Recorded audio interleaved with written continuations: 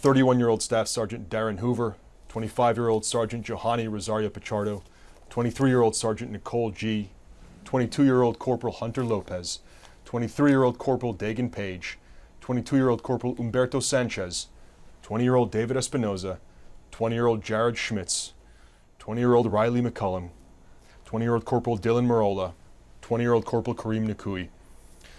From the Navy Hospitalman Maxton Soviak, 22 years old.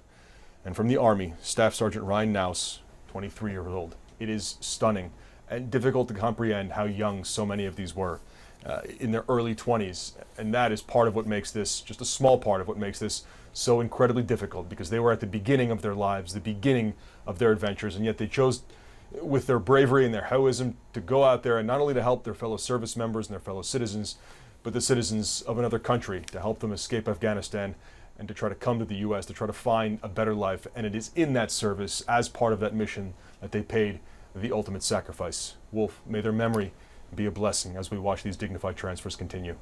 Yes, indeed. Our deepest, deepest condolences to their loving families and to their friends. You know, Caitlin, I know you're getting some information. There's a pool of media correspondents who are there. What are you learning?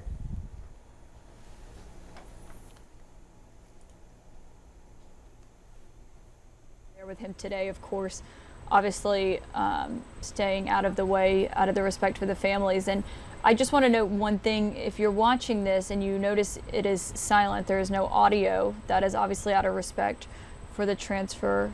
And you can see the doors closing there now that they have loaded the 13 cases into these vans with the remains of the 13 service members. Like, you know, the President of the United States is the commander-in-chief. But Wolf, I just want to note how quiet it is. It's as quiet almost there as well for those reporters on the ground who say essentially barely any sound has been made.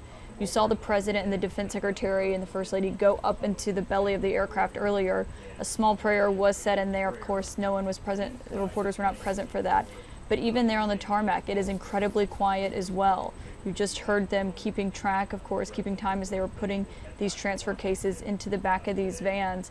But other than that, Wolf, there is very little said here. It is a very solemn moment during this dignified transfer as it's underway. Almost as quiet there as it is without the audio.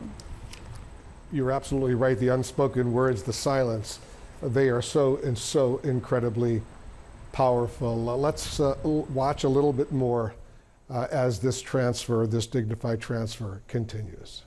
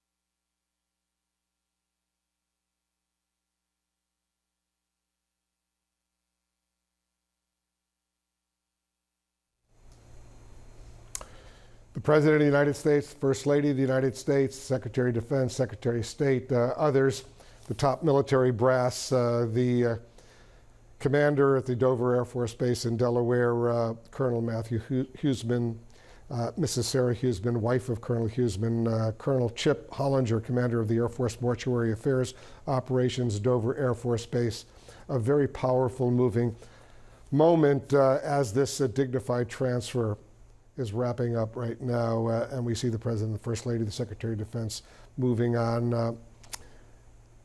Very powerful moment. Let me get some final thoughts as we watch from Lieutenant General Mark Hertling. Give us some final thoughts, General. Wolf, it's tough. It's just tough to see this. You know, I mentioned before that this was an ongoing event at Dover over the last 20 years, both from those who had sacrificed in Afghanistan and Iraq and several other places around the world.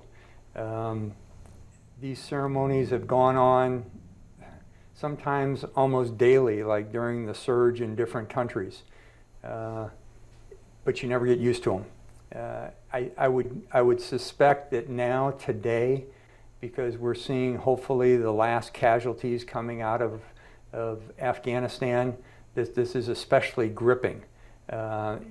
You know, it's the names of anyone in a conflict that is the last to give their life is always the toughest. When you think something is over, and we have, as we've conducted this evacuation, the end of this 20-year war, to have more casualties, to have more sacrifice is just, it rips you apart. You know, all of us who have served, and some of us who haven't, have been thinking about this for a long time. But today really puts an exclamation point on the fact that we have still lost a lot of great lives, a lot of people who are willing to stand up and put on the cloth of their country and serve somewhere that's sometimes difficult, sometimes painful, but oftentimes very rewarding. There's going to be a lot of veterans who probably watch this programming, who watch this transfer of remains, and who observed those caskets, who are going to be crushed by this. So many veterans who have dedicated so much blood and sweat and tears to this conflict over the last 20 years, who are going to be hurting right now. And what I'd kind of like to say to all of them is if there is hurt, make sure you reach out to a battle buddy, that you share that hurt with someone who understands, and that you take these emotions and really understand that you contributed to an attempt to make a part of the world better. And that's what certainly these 13 young people did, is they were put into this truck. They need to know that they were responsible for the evacuation of over 100,000 families, 120,000 individuals.